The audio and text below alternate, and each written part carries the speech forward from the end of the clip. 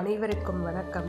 அபிராமி அந்தாதி ஞானமும் வித்தையும் பெற உதிக்கின்ற செங்கதிர் உச்சி திலகம் உணர்வுடையோர் மதிக்கின்ற மாணிக்கம் மாதுளம் போது மலர்க்கமலை துதிக்கின்ற மென்கொடி மென்கடி குங்கும தோயமென்ன விதிக்கின்ற மேனி அபிராமி எந்தன் விழுத்துணையே. விளக்கம்.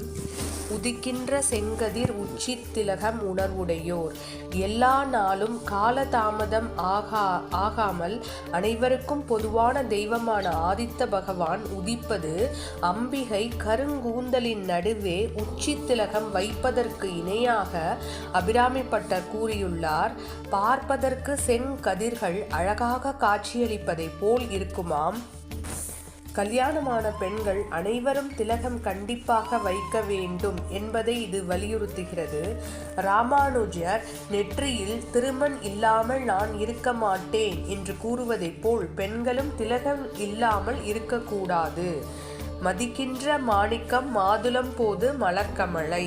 அம்பிகை மீது அதீத அன்பு கொண்ட அன்பர்கள் மதிக்கின்ற மாணிக்கத்தை போன்றவள் அம்பிகை. கற்களிலே உயர்ந்த ரக கல் மாணிக்கம், அதேபோல் உயர்ந்த உள்ளம் படைத்தவள் அம்பிகை என்று கூறுகிறார்.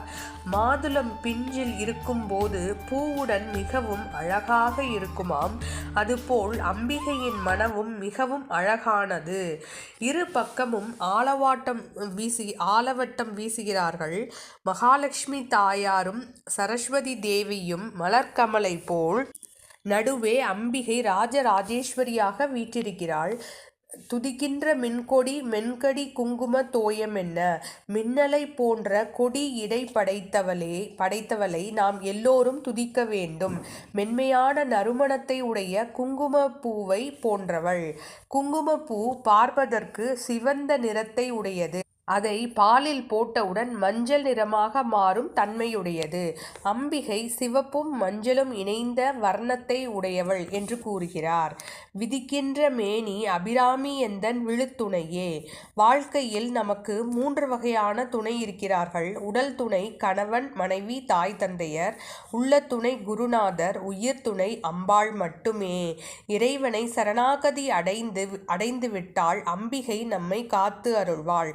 அதனால் அம்பிகையே எந்தன் துணை என்று அபிராமி பட்டர் அழகாக மிகவும் கூறியுள்ளார். உதிக்கின்ற செங்கதிர் உச்சி திலகம் உணர்வுடையோர் மதிக்கின்ற மாணிக்கம் மாதுளம் போது மலர்க்கமலை துதிக்கின்ற மின்கொடி மென்கடி குங்கும தோயமென்ன விதிக்கின்ற மேனி அபிராமி எந்தன் விழுத்துணை. அனைவரும் அபிராமி அந்தாதியை தினம்தோறும் பாராயணம் செய்ய வேண்டும். அம்பாள் அருளை பெற வேண்டும். நன்றி.